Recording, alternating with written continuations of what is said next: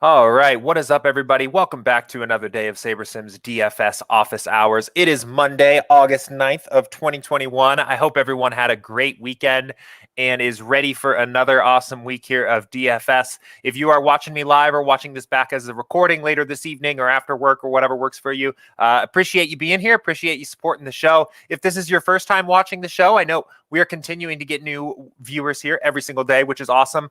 This is a live Q&A style show where I answer questions that come in through YouTube chat or our Slack community about SaberSim, about DFS, whatever you guys want to talk about.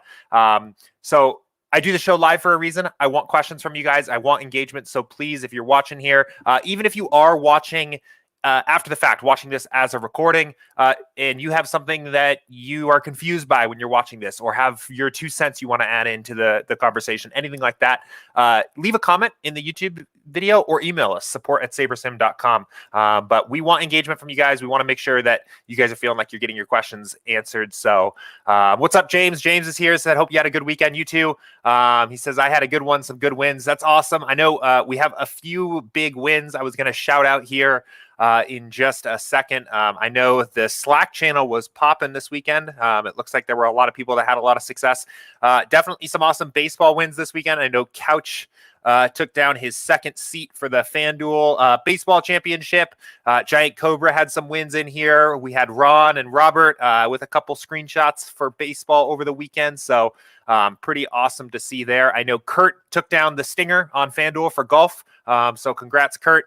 And of course, if you guys haven't seen it already, I know it's floating around in a few channels, but J686 helped or split the big MMA card contest, the 200K, with two other folks here this weekend to take home a cool 117,000 or just under 117,000 in MMA for DraftKings this week. So pretty awesome to see that as well. So congrats to everybody that had a good weekend.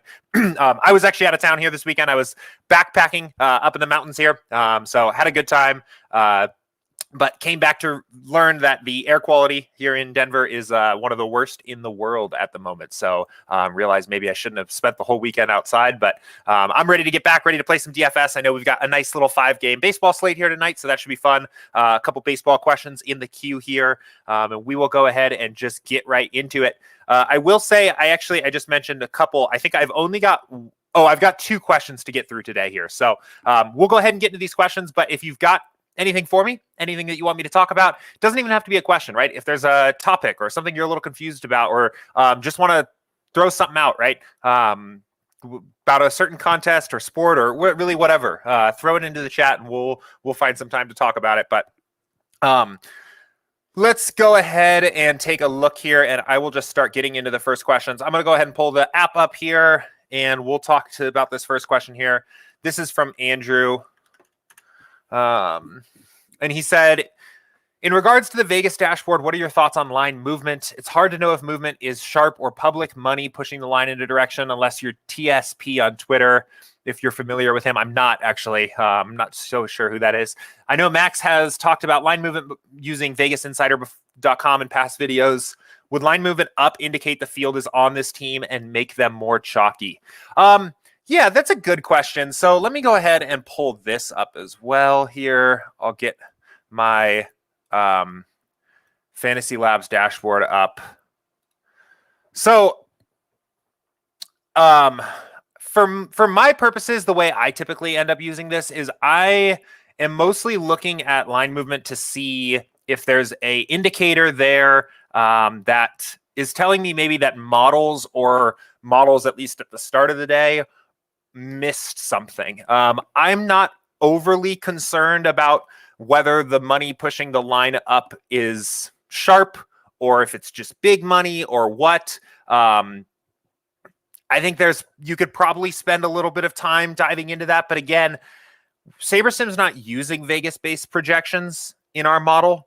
So I'm more concerned about what Vegas is going to do in terms of how it's going to make the field react, how it's going to make other players react, than I am in terms of actually creating accurate projections, right? So like by and large, if the line moves up a half run on a certain team and that makes the team one of the higher projected teams on the entire slate, to me, I'm more concerned with thinking, okay, now that team's going to be pretty chalky, right? Or vice versa, right? If the total has fallen on a team, there's not a lot of teams that have moved up very much today, but I think the Yankees, I guess, and the Sox have moved up a quarter of a run. So maybe at the start of the day, right, the field might have assumed that there was kind of a four-way split of the best run environments on the slate. And now we see that the White Sox and the Yankees are kind of moving up, regardless of whether or not this is sharp money or big money or what's causing this line movement. It's good for me to note mostly to just note that, hey, now the field is actually going to start looking at this slate as more of a two-horse race in terms of the best two hitting environments. The Reds will be right behind them. But clearly, right, there are two teams that are kind of starting to surge with their line movement. And this isn't even really significant movement. On a bigger slate, on a typical day, this wouldn't even really be a flag for me. The only other thing that I'm particularly looking at here is, again,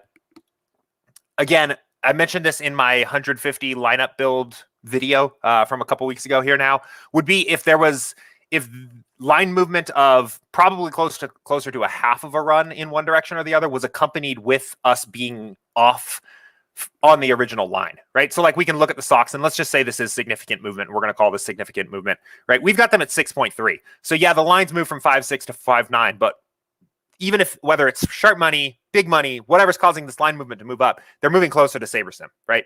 So that's fine with me. Same thing with the Yankees. We've got them at 6.1. So yeah, it's moving, but it's moving closer to us. The only team I think that even, and again, minus 0.2 runs isn't something that would even be a flag for me on a typical slate, but say this was minus 0.5 runs or minus 0.6 runs or something like that. That was a little bit more of a bigger flag. Team like Miami might be interesting, where 3.5, say they had dropped all the way to 2.5, right? So Vegas started lower than us, and there's money coming in that's pushing the line down to 2.5, and we're still sitting at 3.5. That might be a flag. And at that point, to me, again, I'm going to just take the fact. I think, let me put it this way. In my DFS play overall, I generally work with the idea that the lines are going to be, that the books kind of know what they're doing. I guess I don't want to say they're efficient, right? Because I know that the SaberSim run totals beat Vegas closing lines across the whole season.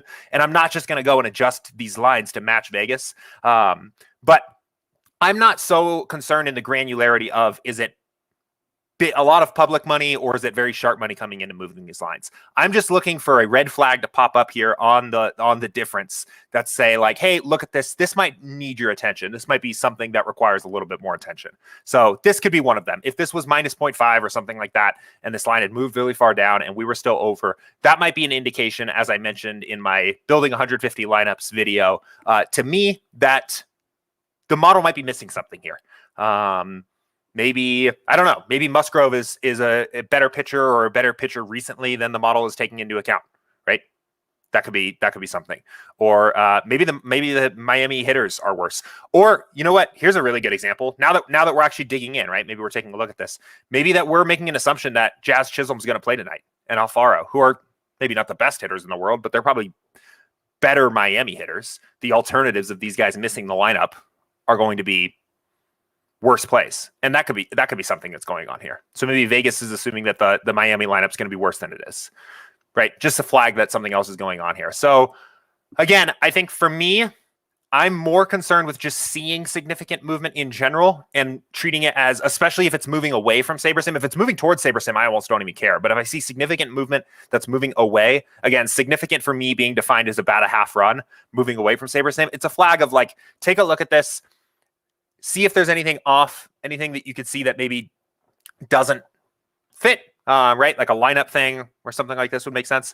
And it might be a flag to maybe lower a team projection too, and make some adjustments there, right? Because what this is indicating to me is that we're probably going to get some more Miami bats in the field. We're probably going to get less Musgrove than the field, which this is probably going to be the least owned stack. And this is probably going to be the most owned pitcher in the form of Musgrove. So we could still be leveraged on the field, but not be potentially this far over by taking this down a little bit or something like that, right? So let me see. Let me double check this question here. So again, yeah, and I think in Max's process, and maybe it would be a good question, Max. I don't know if you're watching here today, but maybe a good question would be for Max too. Like if you have a more rigorous approach to how you end up pulling in and valuing the movement of lines or identifying if it's sharper movement or softer movement that's pushing lines around. I'd be interested to hear your thoughts. I know we talked a little bit about that on our sports betting strategy session too. Talked a little bit more about identifying those signals. But for me, again, it's mostly just a flag that one, the public has changed their perception on that team throughout the day. And I guess let me reiterate my point here, right? Is that like there's obviously money and there's bettors moving the line. That's one thing. I'm more concerned about what's going to be the impact of that, right? The impact of that is that Vegas-based models and content sites and DFS like tout sites are going to now gravitate more strongly towards that team, right? It's not as if like there's like the super sharp public that has moved the line and all those people that are also betting the money lines are making these DFS lineups. It's like all of the softer DFS fields that are just following Vegas are going to see that kind of movement and react. So the first important thing that I like to use for the lines is treating it as, okay, the public's perception of this team is now going to be different than it was before, and it should adjust the way I'm thinking about ownership on the slate. And then secondarily, and probably more minorly to that, I'm looking at, is there something that's possibly changed about this game state that models, including maybe SaberSims, missed, and we need to correct for? So those are the two ways I like to use it. But again, in particular, the baseball model is really sharp. If you haven't seen it already, we did a strategy session a few weeks ago now with Matt and Will talking about all of the improvements we made to the SaberSim baseball model this season. And we are now beating back-tested across the entire season. We are beating Vegas closing lines. So if lines are moving, unless it is significant and it's moving opposite of SaberSim, I don't really care that much because I know that we're in general beating these lines. So, but really good question. Cool. All right. So I'm going to keep us rolling. I see some questions rolling in on YouTube. We did have one other question that came in before the show started on Slack. So I'm going to answer that first, and then we'll jump back to YouTube questions here. We'll get through everything today, but we got a good question from Scott here. And he said, "Hi, Jordan. Watched your live process video for 150 MLB lineups. I'm trying to build my bankroll and typically play low limit contests with over 1,000 effective entries. That's perfect. That's what we recommend. Also limited to 20 lineups on SaberSim. Does your process change much for single entries?" So I've gotten this question a lot about single entry here. I am not going to reiterate exactly the same thing I've said here before. I'll summarize it quickly and say that, and I'll show you what I mean. But in general, I don't think process has to change significantly when you're making a jump to single entry because the principles that win the contests are the same, right? We still want to be correlated. We still want to get leverage in the firm of ownership, and we still want to build high upside lineups, right? So my process in general does not change significantly when I'm playing a single entry versus when I'm playing a 150 max. But I will show you a couple things here. And I think the biggest thing that we can think about is that in an 150 max, maybe when you're playing against 45,000 entries and 25 or more percent of the pot is going to first, right? We need to get additional leverage. We need to build lineups that have even higher upside at the expense of their average performance to win that contest, or to even build lineups that have a positive expected value in that contest. In a single entry contest where maybe we're playing against 1,500 total lineups and it's a flatter payout structure, we don't need to be as leveraged against the field as we do elsewhere. So let's run our test build, and we won't run a huge test build because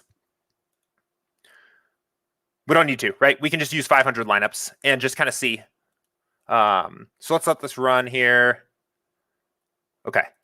So what we're doing here, if you're while this is building, if you're unfamiliar with what I'm doing here, I'm leaving correlation where it's at, so we get big stacks. I've turned ownership all the way off, so we get an ownership agnostic build, and I've turned smart diversity all the way up. And what we're going to do, and I talked about this in my building 150 lineups video from a couple weeks ago, what we're going to do here is we're going to get an opportunity to see what possible winning lineups could look like on a slate like tonight, right?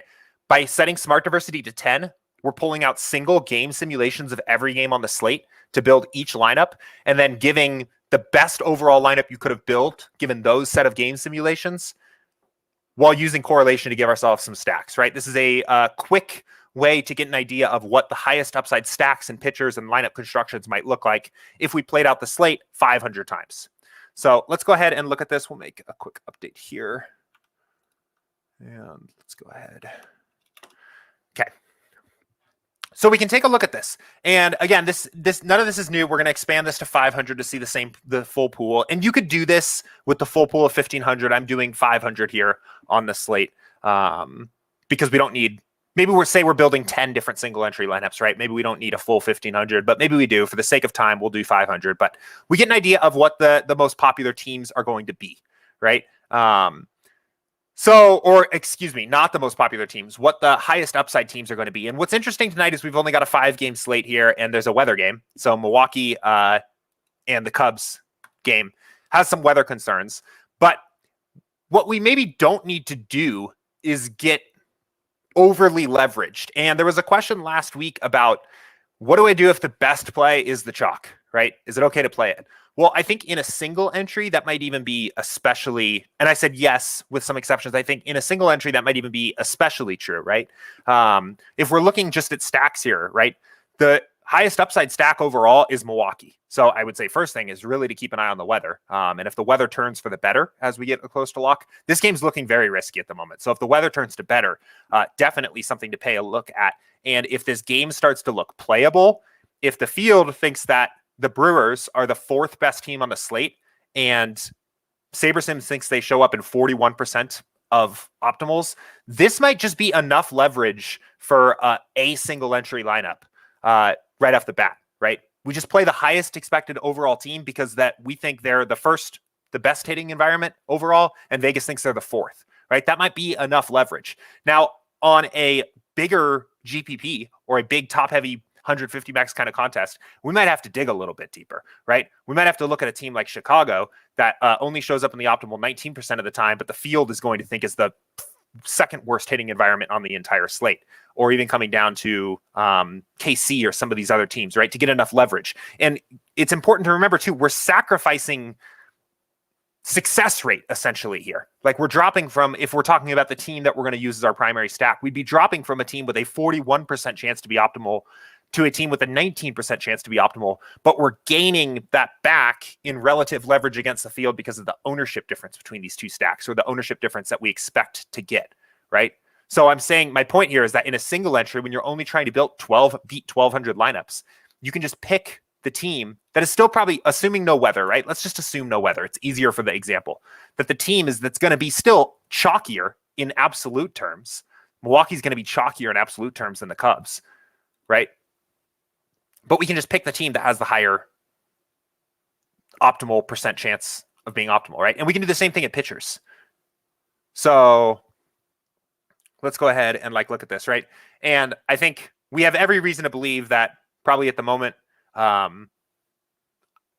again, I think it's likely based on what I'm seeing early here that Musgrove is far and away the chalkiest pitcher on the slate. I know our ownership projections think that Peralta is going to be a little popular. I mean, in the real world, right, there is a weather game, so Peralta is probably going to be a lot less owned. But I think it's probably likely that Musgrove's the most popular pitcher on the slate. If you're already making a drop down if you're already making a somewhat leveraged move on your stack, it may just be okay to play the chalkiest pitcher on the slate, right? If Musgrove shows up in 43% of optimals in 500 lineups, and I think he's going to be maybe 60% owned, on a big 150 max, I might be more inclined to fade him or come in under the field, right? But on a single entry where I already know I'm getting some leverage on the stacks I'm using, I don't know if I need to fade the most likely to be optimal pitcher on the slate, which is Musgrove at the moment, right? So those are the kinds of things I think about in single entry. And this stuff isn't something I'm just kind of making up. Again, we can kind of check our assumptions based on our sliders, right? So what happens if we're looking at a 150 max, right? Versus of maybe 35,000 entries versus a single entry of maybe, I don't know, 1,200, something like that, right? Ownership fade comes down, smart diversity comes down. So this is telling us, and again, I've mentioned here plenty of times on the show, these sliders are data-driven, they are back-tested, against real contests to see what the highest expected value lineups we can create are. So this is telling us, based on historical data, that we need to fade less ownership and we need necessarily less overall upside at the expense of average performance to be successful in this contest. So while we still want to take into account ownership, we don't need to aggressively fade it. So now we could go in and we could say, what's going to be our approach to the slate, right? How are we thinking we're going to get our overall leverage? Well, I would say, again, depending on weather, but let's just assume for the sake of argument that weather's not a concern, right? Let's say we're doing this weather agnostic. Well, we might be getting enough leverage by looking at a Milwaukee stack because the field thinks they're the fourth best play. SaberSim thinks they're pretty aggressively the best overall play on the slate. The field seems to be right on the next two teams, New York and the White Sox. So maybe we're okay with some of these other teams popping up in our single entry lineups. But we like Milwaukee, right? And we think they provide us some leverage. And there's kind of a little bit of a drop off here. You can see, right? There's like three teams that are pretty highly expected to be optimal. And then kind of a little bit of an additional like pack of the next best teams. And then at pitcher, again, let's actually go ahead and do this and just assume no weather, right? So I think if we just assume no weather, I would say, based on what I'm seeing on the odds, I think Musgrove is going to be quite a bit higher owned than Peralta. So I actually kind of like the idea of playing Peralta. We get basically the exact same chance to be optimal, right? At probably a little bit less ownership. And again, I know we're projecting him higher ownership right now at the moment. I just don't think this is likely to happen. This is a situation where I would make an adjustment to the ownership projections based on what I'm seeing on the lines, right? We've got a guy that is playing a team that is an entire run total higher, generally just a better hitting environment in Chicago. The wind's blowing out there. I know it's rainy, but the wind is actually blowing out there. And he's 2,000 more expensive, right? I'm almost certain Musgrove's going to be chalkier. So maybe we play Peralta instead. Or maybe both, but maybe it's Peralta and one of these next guys instead of Musgrove. So we have some idea of what we maybe want to do, right? We're not getting obscenely leveraged for a single entry contest, but we're still using the same principles. And now we can go into our actual test build of the single entry contest we're playing. And we have an idea of maybe what we want to do. And we can see what the builder's going to kind of give us back. And if we build our single entry build with our default sliders here, and we start playing around with the idea of fading Musgrove, and we get the message that says, no, we can't find enough lineups to do that. And we know, okay, maybe that's not the best way to find leverage, but we're finding leverage by playing a Milwaukee stack or something like that. Or maybe the alternative is that it ends up being very easy to fade Musgrove, and maybe we're fading the highest owned pitcher on the slate and playing the two chalkier stacks, New York and the White Sox or something like that.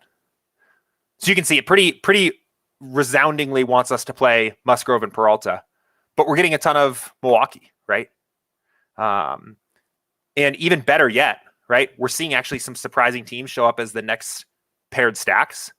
So maybe like a very easy way to get kind of very leveraged on the field or well leveraged on the field for our contest would be to do something like this, right? And this would be kind of a cool way to build a 10 lineup single entry portfolio for the slate tonight that we tested against our research build. So we're ending up with the two pitchers that both have the highest % chance to be optimal on the slate, right? Yes, they're probably going to be the two chalkiest pitchers, but we've got them both. We're playing the team that we perceive as the best overall hitting environment on the entire slate, and the field thinks is the fourth best hitting environment on the slate.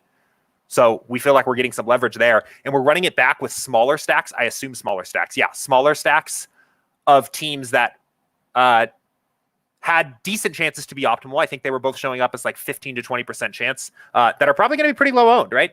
I don't think a lot of people are going to get Cleveland stacks, right? We're getting leverage against Castillo, who you can only play two pitchers, right? So good idea to get a little leverage on the other chalkier guy that you're not playing. Same thing here, Castillo. We're playing KC, right? Jameson or Talon. Is it Jameson, Talon, whatever? Little leverage against him. A different lineup construction that we're not getting to as well. KC stack won't be very popular. At least we don't seem to think so. Like these look like great single entry lineups. And we didn't even really change that much, but we had some direction of what to change when we ran our build because of our research build. So anyway, really good question. Scott, I don't know if you are watching me live here right now, but But if you have any kind of follow-up on that, or if any other questions there, let me know. But good question. Again, I know we get the single entry question a lot, and I would say you can watch this show every single day. Watch me do a lot of these builds at 20 max, 150 max, whatever, and still get a lot out of this for figuring out your single entry strategy, right? The strategies are always the same. We're going to be talking about the same things. So Scott is live. All right, perfect. Welcome, Scott. Let me know if that was helpful. But what I was saying anyway is that, all the strategies we always talk about here, none of this stuff is specific to 150 maxes or 20 maxes or single entries, right? The general principles are the same. So, but I mean, I feel good about these lineups. Like, I like these approach. Again, assuming weather wasn't a concern, it is a concern in reality. So we're going to have to watch that. And if this ends up being a 4-game slate, start to get into an interesting area there. On like a big 15-game slate, sometimes there's enough leverage just because there's so many teams on the slate that you can almost just like play with very little intentional ownership fading, because there's so many teams, there's so many places for people to get wrong. The odds that we are just higher on a certain team in general compared to Vegas or compared to the field is pretty high, that like the lineups that just come out, even with ownership fade at 0, just end up providing you enough leverage to play in single entries. But on a slate like this, on a 5-game, I think it's good to have a little bit of an intentional, I'm pivoting, I'm being slightly different from the field without sacrificing my odds of being optimal very much, in these intentional ways, which in this little set we just did might be being very heavy on Milwaukee and fading New York and the White Sox. So anyway, lots of questions to get into. So I'm going to just go ahead and keep us rolling here. Again, fire off any questions if you've got them for me. So a good segue here. Chase asked, what do you think are the softest GPPs on DraftKings? By far, the softest contests you can play are single entry, or I guess 3 max, but probably if we're talking about truly just the softest contests, single entry GPPs under $3, right? Those are going to be contests that have very soft fields because each person only gets one lineup, right? Something like the Daily Dollar on a typical slate might have 3,500 entrants, and everybody just gets one. There are not 3,500 skilled MLB DFS players playing at that price range every single night, right? You're going to get a lot of soft players in those contests. And also under $3, anyone that's ever won $1 million or more in lifetime winnings can't enter that contest. So by far, absolute softest contests you can play are the single entries under $3, then followed probably by the 3 maxes under $3. And then I would say probably followed by the 20 maxes that have 1,000 or more effective entrants under $3, right? Effective entrants is the total number of lineups divided by the maximum entries per person. So those kinds of contests that are under $3, right? We're trying to just isolate the contests where that there are a lot of different people that can enter it, because the more people you let into the contest, the softer it's going to get, right? The elite players on DraftKings represent a minority of the player base, but they take in a lot of the money on DraftKings. So as we restrict their ability to fill a contest, we invite fishier players in, and those are greater opportunities for us to be successful. Once you get above that, right, I would say probably you want to continue to value it starts to get difficult because you start to make some sacrifices, but I would say I would probably still value single entries pretty highly. I think like the $5 single entry and the $12 single entry that show up in baseball contest lobbies are fairly soft. You start to allow those sharks into those contests, but they still only get one lineup. A lot of times, sometimes even I notice the sharks or the best players don't always put the highest EV lineups into those contests, because sometimes they end up throwing their cash lineups in there, right, to get a little bit more action on cash. I see that done sometimes. So those are good contests to play. And then you can start working in some of the contests that are below $3 that don't grade out as well on effective entrance basis, things like the mini maxes and things like that. That's kind of how my overall contest selection strategy would work. So in more detail, that is better summarized on our site in this course.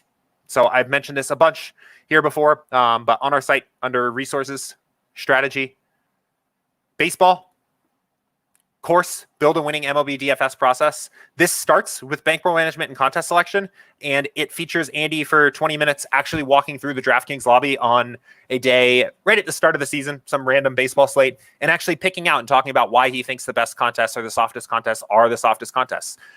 It is very similar to what I just mentioned. That has influenced my contest selection mix quite a bit, in terms of what I like to play, but definitely recommend watching this if you have contest selection questions. And this is really the first lesson in this series for a reason. Contest selection is huge. If you are using SaberSim and watching the stream every day and participating in Slack, and you're finding that you are struggling, it is probably a contest selection problem or possibly a bankroll management selection problem, because even when you have an edge in your DFS play, it takes a long time. It takes a lot of slates to realize that edge. So you need to play in a way that is sustainable. You need to play contests that give you the greatest chance of success, give you the greatest chance to realize that edge, right? A contest that is a lineup that is extremely well leveraged and very high EV for the daily dollar might be a break-even lineup in the minimax, right?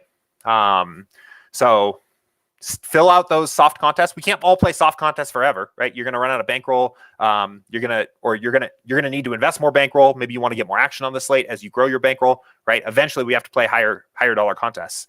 But the first step for everybody should be fill in the softest contest you can with as much bankroll as possible before moving up to the next level.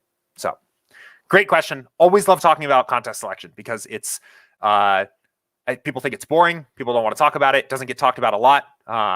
You're not going to hear a lot about it on a lot of tout shows out there. So I think it's important, but cool.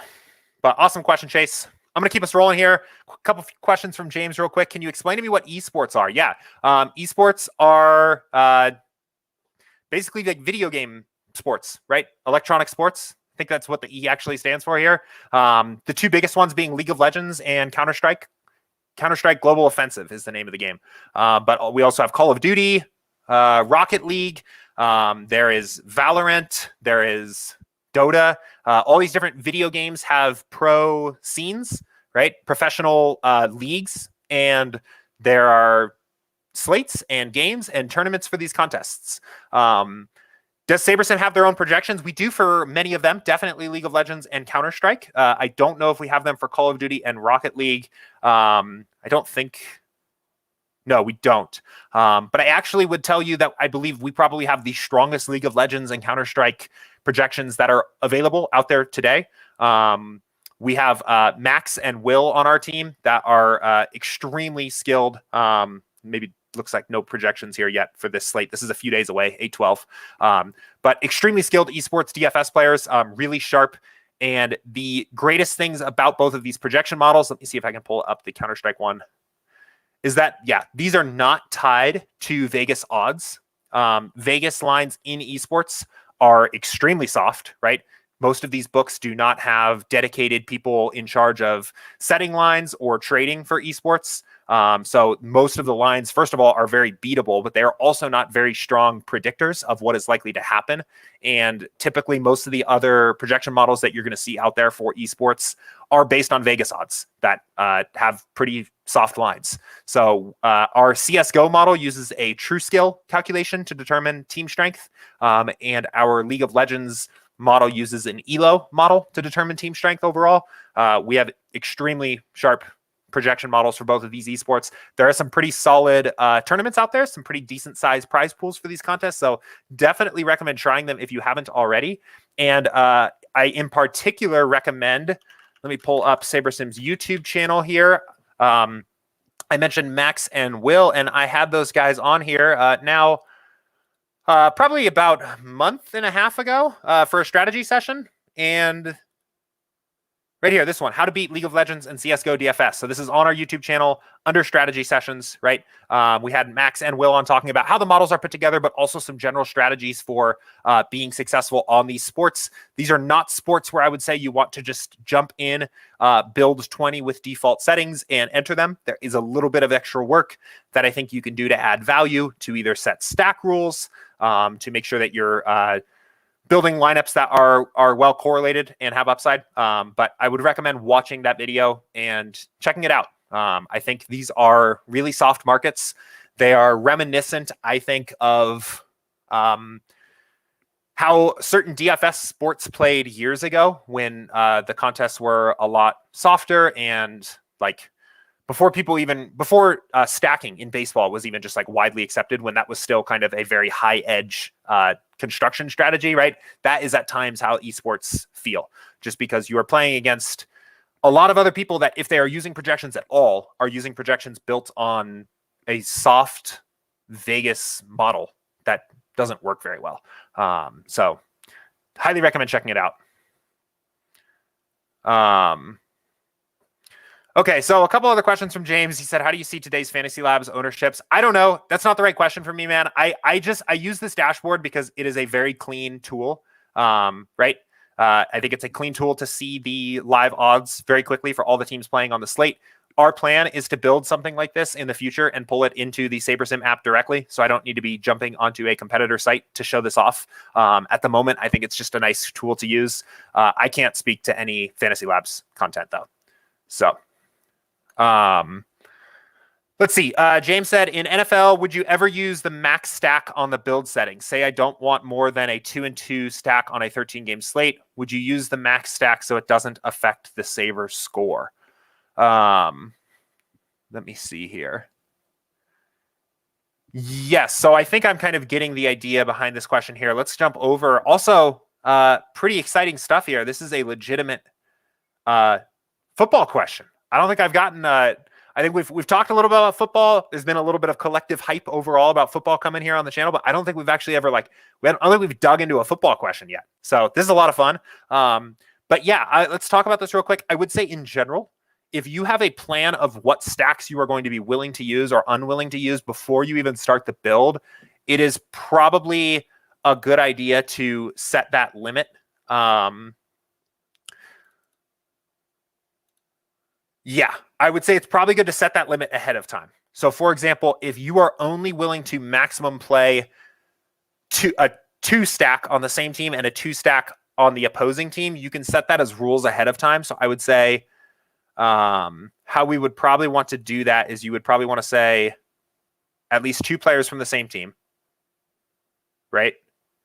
And then you can do that with a couple other, at least 2 players from the same team, add a stack rule, and then also say no more than 3 players from the same team. And then also say no more than 5 players from the same game, right? And I think that would work. So you're going to say at least stack the QB with 1 other player on his team in every lineup. Never use more than 3 players from the same team. So maximally do that twice. And then also don't ever run that back with more than 5 players from the same game. And I think this is at least going to get you very close. Let's go ahead and then build a pool real quick and just make sure. And then from there, you at least know your lineup pool is going to be a lot closer to what you were going for. And you can maybe make some small adjustments to your own exposures from here. We do have some work planned, and I don't know if it's going to be coming in the visual update that we're planning on releasing this month. It might be just after that. But we do want to do a little bit of a minor facelift to the stacking rules to make it a little bit more intuitive. I know we get some questions on here. You could see even me, I kind of had to step through that. I think there's a little bit of confusion because right now we include the QB in that stack, which sometimes throws people off a little bit. But let's go ahead. Okay, so it did give us a little, you are able to get some lineups that maybe you weren't expecting, like a 1+3. Let's actually just look at our stack types. So you can see this is pretty close to what we were expecting. But maybe you don't like these flipped stacks. I can't remember what these are called, but where the stack is bigger on the other side. Maybe you don't want to play those. Either way, your pool's a lot closer to what you expected. And now we can just filter in and get exactly the kinds of stacks that we wanted pretty quickly, right? So we just set a little stack rule and cleaned up a bit on the other side. But I know that sometimes the stacking rule itself is not exactly as intuitive as it could be. So we're planning on trying to clean this up a little bit, make this a little bit easier to think about. Also avoid a situation where maybe we're having to put in 3 different stack rules, right? We can just program this all at once. So, but that is how I would go about doing that. And I think that's the right way to do it. So, but great question, James. Oh, we had a few James questions in a row. I just realized that 2 different Jameses. So it's kind of cool. Jay Ketchum said, "What's good, everybody? This is my first time here. Welcome." I don't know if you heard my little rant at the beginning here, but we've got no questions here in the queue for a moment. We got a lot of people watching us here today. So if this is your first time watching me here, welcome. Thanks for tuning in. And I'm glad you're here. This is a live Q&A style show where I help people get the most they can out of SaberSim. Talk about how to do certain things in the app. We talk a little bit of strategy. We talk really whatever you guys want. So we do a lot of live Q&A in here. We do this live for a reason. I want feedback and follow-up questions live here. I want you guys to be a part of the conversation. So thanks everybody that is tuning in here today.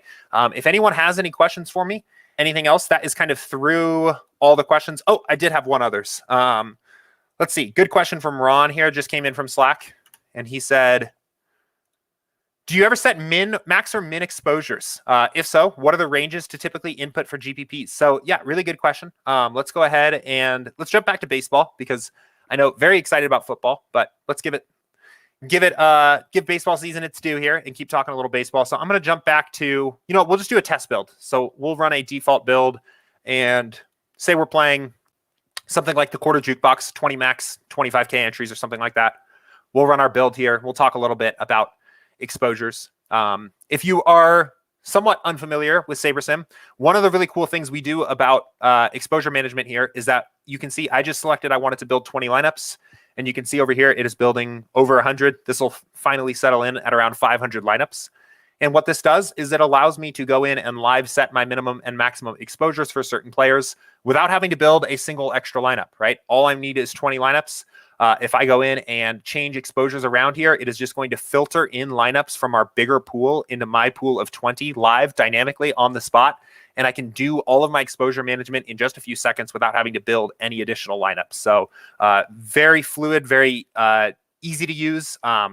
And it makes editing exposures, especially when you are a little bit short on time, very quick. So, but Ron, I think the way I always like to think about my exposure management is instead of thinking about it in absolute terms, think about it in terms of what leverage you are getting on the field or what your stand is against the field on your exposures, right?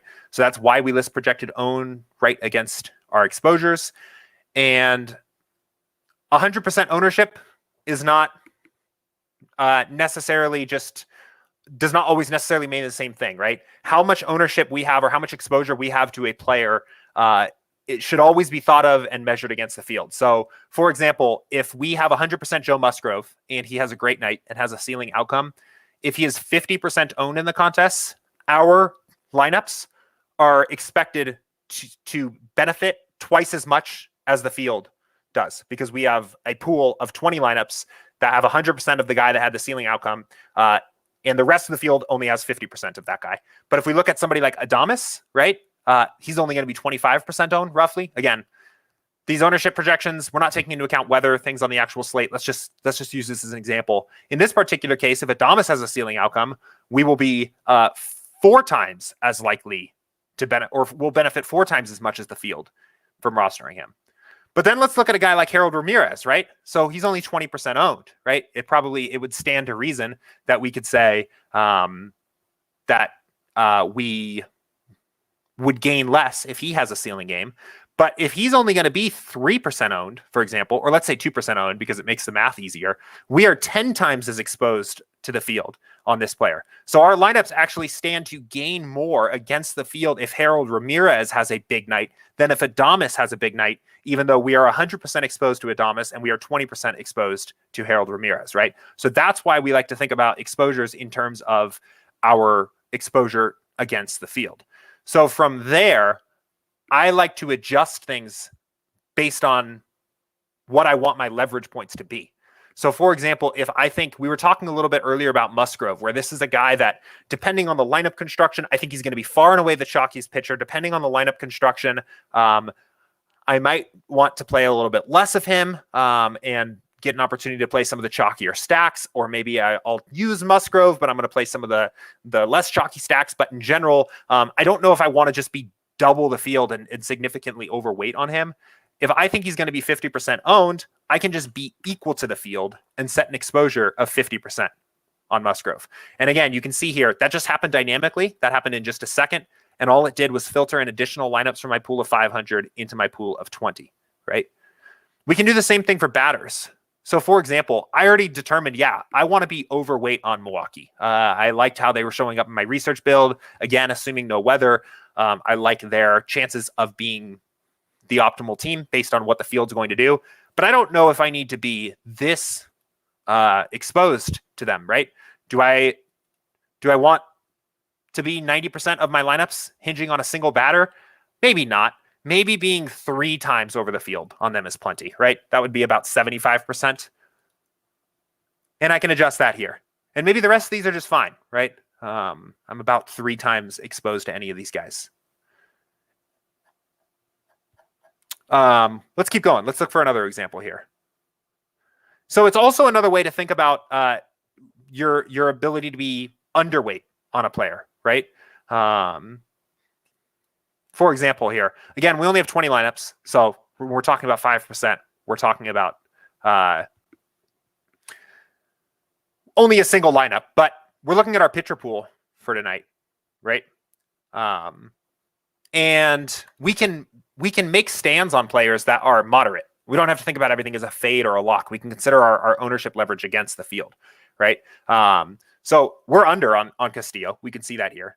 But he's a good pitcher. I think he provides us some significant ownership discounts at this high price range. And maybe we want to still be under him, but we want to be half the field, right? We can even set kind of minimum exposures here so that we get a little bit more Castillo. We're half the field. And we don't have to take an aggressive stand of fading or something like that, right? So I guess in summary here, Ron, I would always consider your exposures and the way you're thinking about your minimum and maximum exposures against the ownership projections, right? If you are equal to the field, you are going to benefit. It's basically going to be kind of a net neutral, your lineups compared to the field, regardless of what that player does. If you're over the field, you stand to gain more when that player succeeds and stand to lose more when that player fails. And if you're under the field, you stand to gain more when that player fails, right? And you stand to benefit less when that player succeeds, right? But you still get some access to some of these players in your lineups. So again, it's always best, I think, to think about this in relative terms overall, I would say, because again, it's a different game thinking about whether you're 75% exposed to somebody, whether they're 25% owned or 1% owned. So I feel like there was one other point I wanted to make there. But I think I will go ahead and leave it there. So cool. Okay, let's see. So good question from Terry here. How to build the best lineup if you are creating 10 or less lineups. So first of all, Terry, I'm going to direct you to one resource here that I think would be really useful. I talked about it at the start of this show. But if you haven't seen this already and you are just getting familiar with SaberSim or just getting familiar with MLB DFS or whatever, I recommend starting here with our MLB DFS course. This is going to go into much more detail into some of the general principles that we think people should use with SaberSim than I can do here. I'm going to show you a couple of these topics here real quick, but I'd recommend checking this out. So this is on our site on SaberSim.com under resources, strategy, baseball, and course. And it's not too long. I think this whole thing is about an hour, but I highly recommend watching this. It walks through what contest to play and then how to do some of the very kind of basic things with SaberSim. But what I would recommend if you were playing 10 or less lineups and wanted to just get a kind of quick start to overall using the app, having success with it, I would recommend running a test build.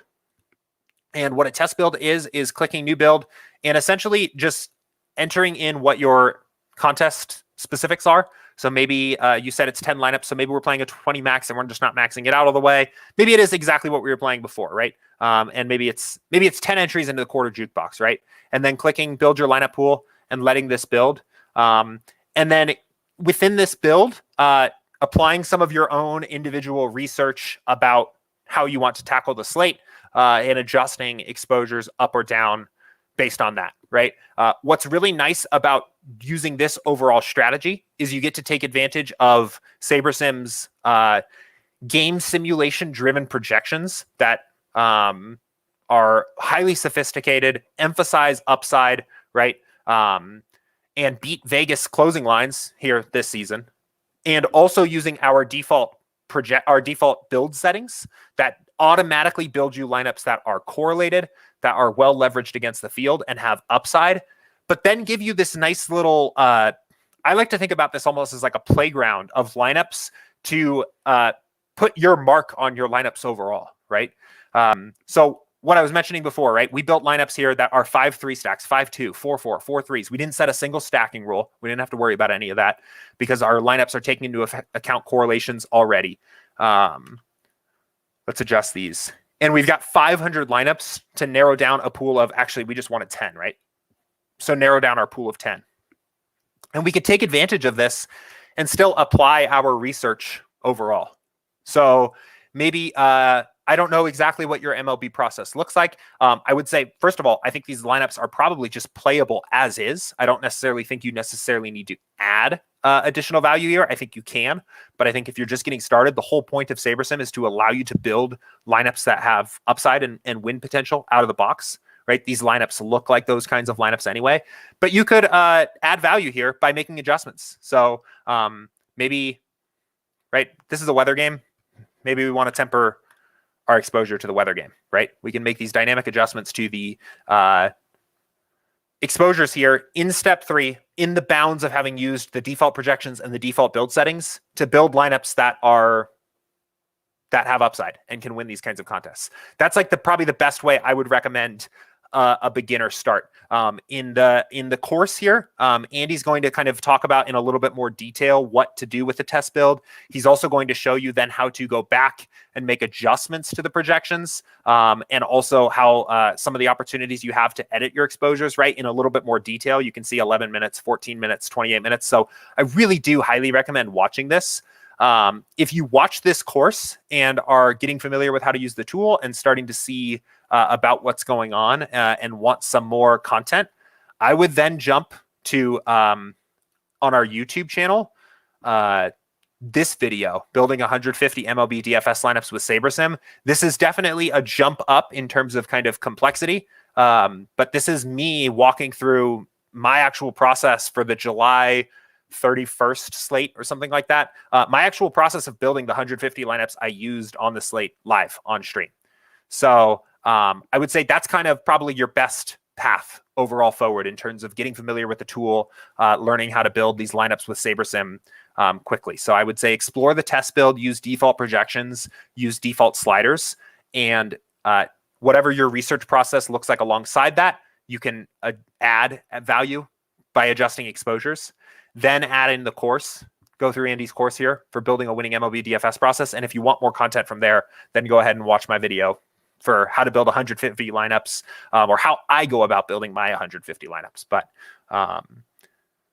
the whole point of the tool here is that you have this strong foundation of lineups that you know are correlated, that have upside and are well leveraged against ownership for your given contest you selected, so that you can spend your time adding value where you want to and where it's fun to do so, where you're not setting rules. So there's nothing.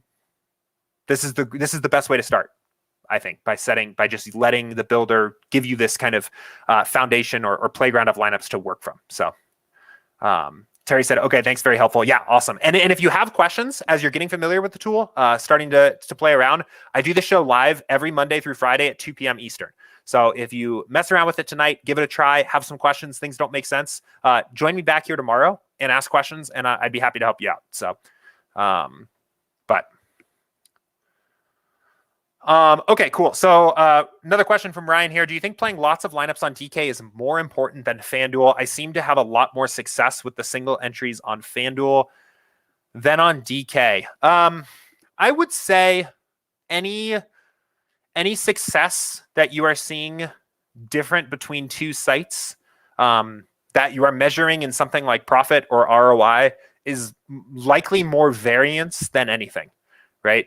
When you're a GPP player, your ROI and your profit number are very impacted and very quickly impacted by a single big score.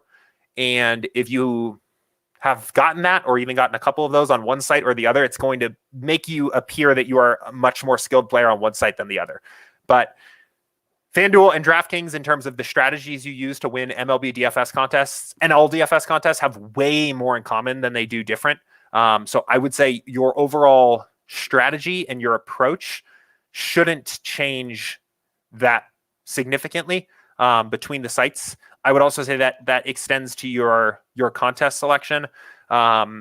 If you are finding that over a long period of time that your, I don't know, ROI is better on FanDuel and single entries or something like that, it would be interesting to look at the payout structures and the number of people in the contest and things like that to make sure that you're comparing apples to apples. But I would say by and large, those are probably any discrepancies between the two sites are probably more variance of, you've just happened to realize your edge on one site in a couple slates and you haven't on the others. So I don't think there's otherwise a lot of contest selection or DFS strategy that needs to change between the two sites. I do think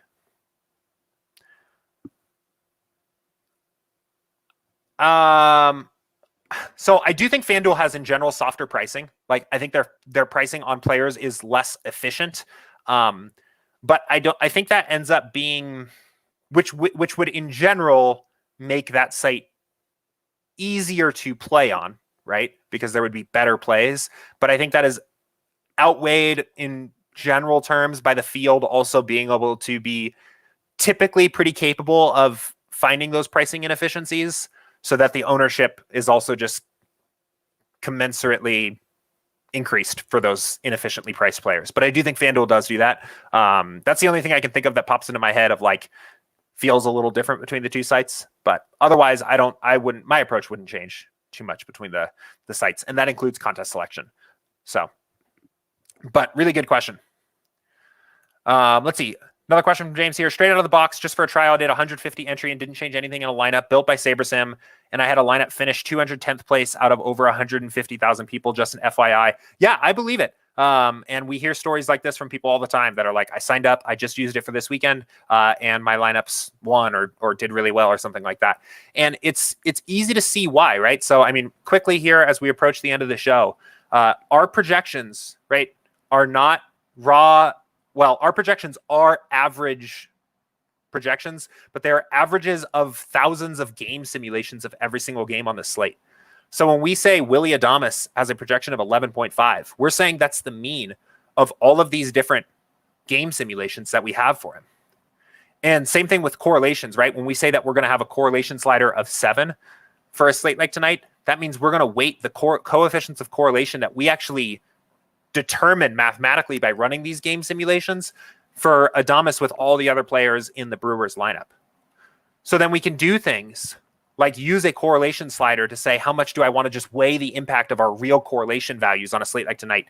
And we can do things like, instead of using randomness or some of the other tools that traditional optimizer might use to create diversity in your lineups, we can actually use what we call smart diversity to bucket our game simulations in small random buckets to increase the diversity of lineups, but create upside, right?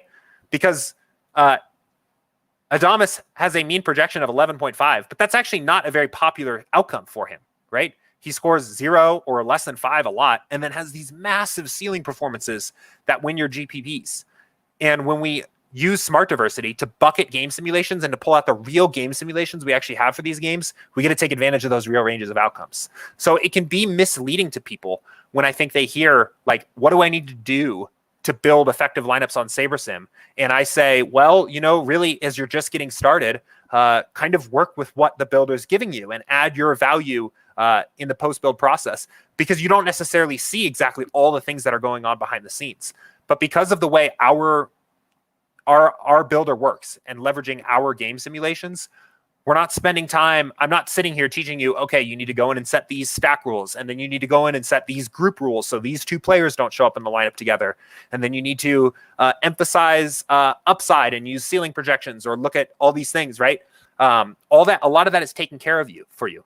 So you know that when you're doing your research, you can go in and find your opportunities to add value by editing exposures or making some adjustments to projections or whatever, because the builder is going to handle all of the getting correlation and emphasizing upside and things like that for you in your build. So that is kind of quick like pitch style of what's going on here. But I do think it's worth explaining that, right? That there's just a ton of value here. There's just a lot of power behind the tool. And I think it puts a lot of the fun parts of DFS back into your hands of basically saying like, okay, here's all the different ways you can go. Here's all the different optimal options on the slate like tonight. What do you want to do? And I can go in here and say, forget it. I'm playing 100% Yankees. I love the Yankees. Oh, let's reset here. Here, let me see. Let me make sure I have enough lineups for that real quick. Okay, I should. But so let's go back and say I have my like 10 lineups. Let's see. 80, 100 should work. I don't know why that hasn't been working lately. That's not a good example. I need to check on that because I know I have those lineups. But we could say I'm playing 90% Yankees. I love the Yankees. Put them in there, right? And I know that the Yankee stacks I'm going to be getting are well-built lineups for the contest, right? They look like they have good stacks and so on. So anyway. Okay, I see one more question came in here on Slack. We're about a minute over, but we'll keep it going. I always like to answer everybody's questions here. So let me go ahead and talk about this. So question from Tone Stacks here. He said, yesterday I noticed the pitcher exposures from SaberSim were very different from what the field ended up doing. Friedman was generally, SS had him at 5% as an example. Today I was off work and bored, so I experimented with test builds we spoke about Friday and noticed by setting the sliders to 3 correlation, 8 ownership, and turning off smart diversity, the lineup pool generated off of 150 lineups. And looking at the full 1,500, this generated a lineup pool which very closely mirrored what the actual ownerships were. Any thoughts on this? Yeah, so this is a very sharp point. And this is a very sharp point. So at the moment, what we do to generate our ownership projections is that we essentially do a simulation of the contest, the lineups in the contest, right? And the way that actually works is by using a slightly different version of the builder to basically see what kind of lineups are the most likely ones to get built. And those end up becoming our ownership projections on a per player level. So the limitation of this, and we've been talking about this a little bit here recently in office hours, is that at times our ownership projections can be biased to what we think is the optimal route for the field to play rather than necessarily what the field is going to do. So we stand behind our ownership projections, but no model is perfect. And it's something that we definitely have on our list to improve because we recognize that limitation at the moment, right? At times, our ownership projections can veer a little bit more to what the field should do rather than what they're going to do. So that is why I talk about these different tools to kind of get a read on ownership, like looking at Vegas lines and like running chalk builds, which I had mentioned before, are running a build with cache settings, setting a minimum 5 stack rule, and then pressing go. And what this is going to do is it's going to show you lineups that look like what the field is likely to do. You can do this and even be more precise by going in and changing your totals to match Vegas. So since it's a smaller slate today, let's actually do this.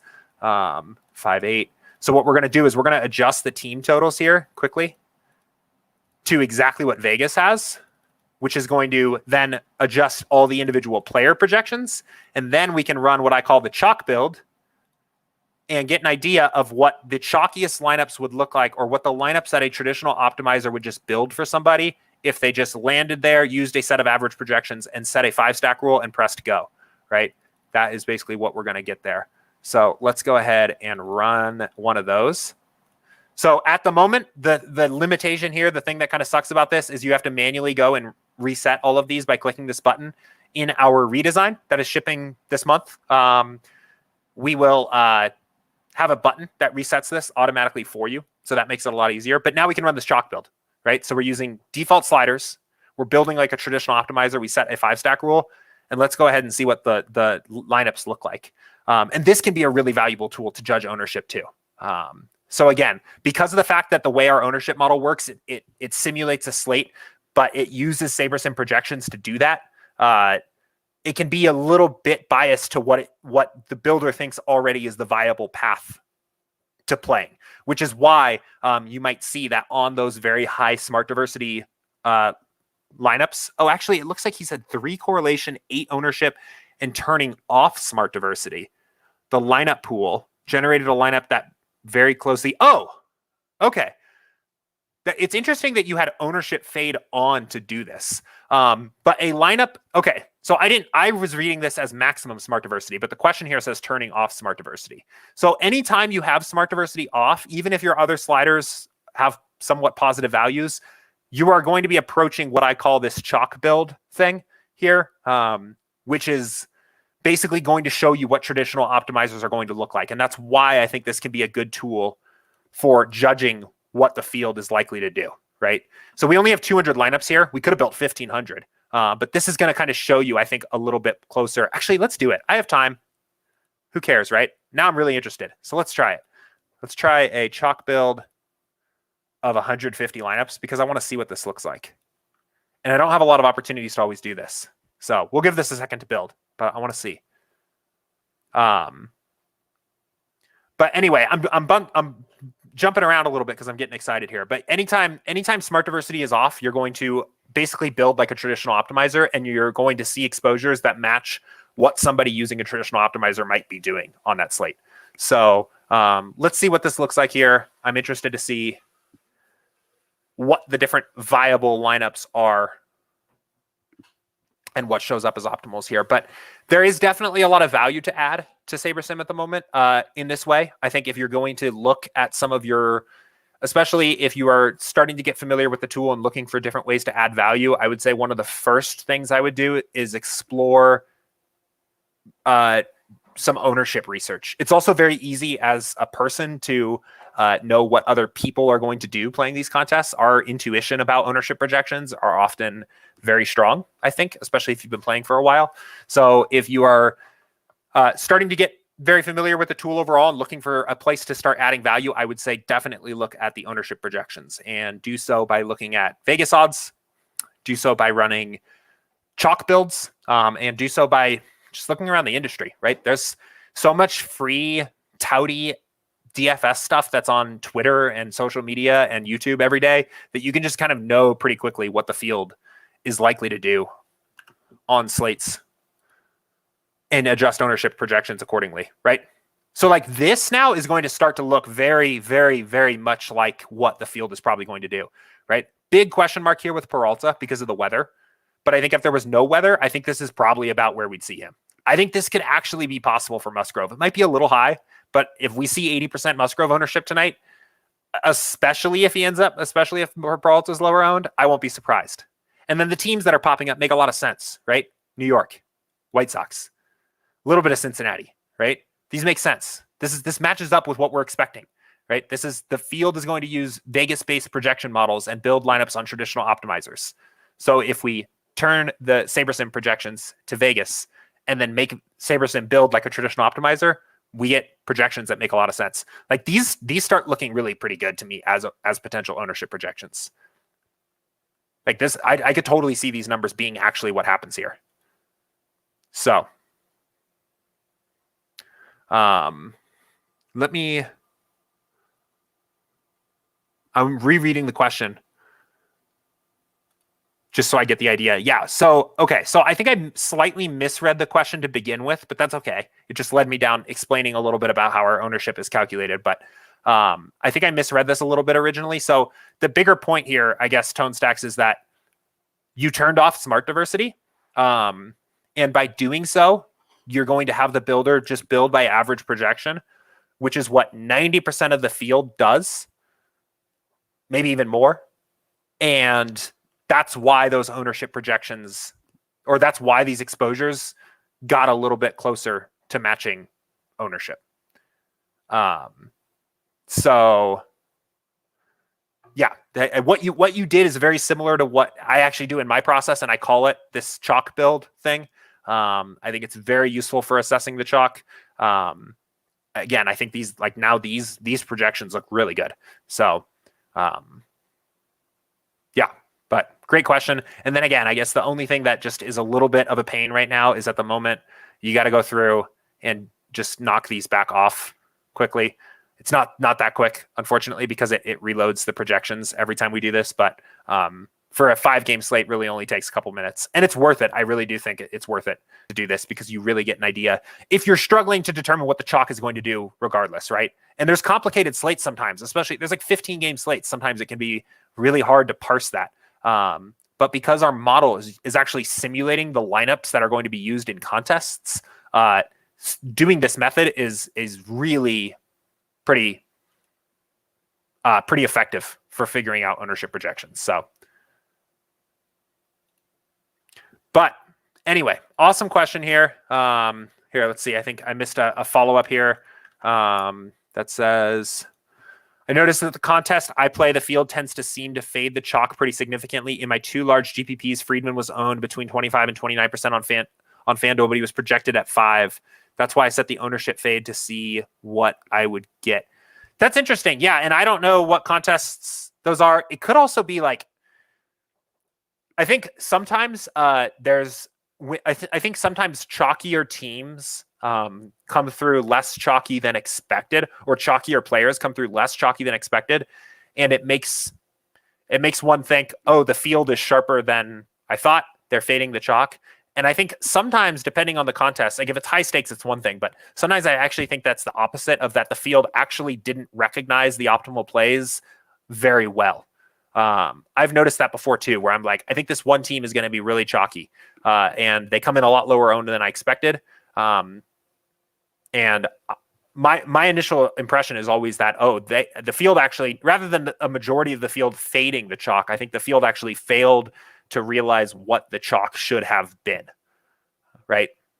But it could also be, I mean, that's definitely not like a fact. And I didn't play this slate this weekend, so I'm not exactly sure like what the pitching ownership looked like over the weekend. So I don't even know, like, unless I'm just drawing a complete blank, like who is Friedman? That's not even like calling to mind a certain pitcher. Maybe it's like somebody that got called up, or was there like a min price guy up against a terrible team or something? That's like the first thing I'm thinking of, but I didn't play the slates this weekend. So, but anyway, let's see. It's about 1:15 here local time for me. So had another awesome show here today. We had a lot of great questions, really good audience watching the entire time here today on our show. So thank you for everybody that was here and participating and asking questions and being a part of this. Show continues to keep getting better and better every single day and week here. I mentioned I will be right back here again tomorrow, 2 p.m. Eastern. So take some of the conversations and the advice we talked about here today on the show and use it in your process tonight. Let me know if you have any questions after doing so for tomorrow's show, and we will see you guys then. All right. See ya.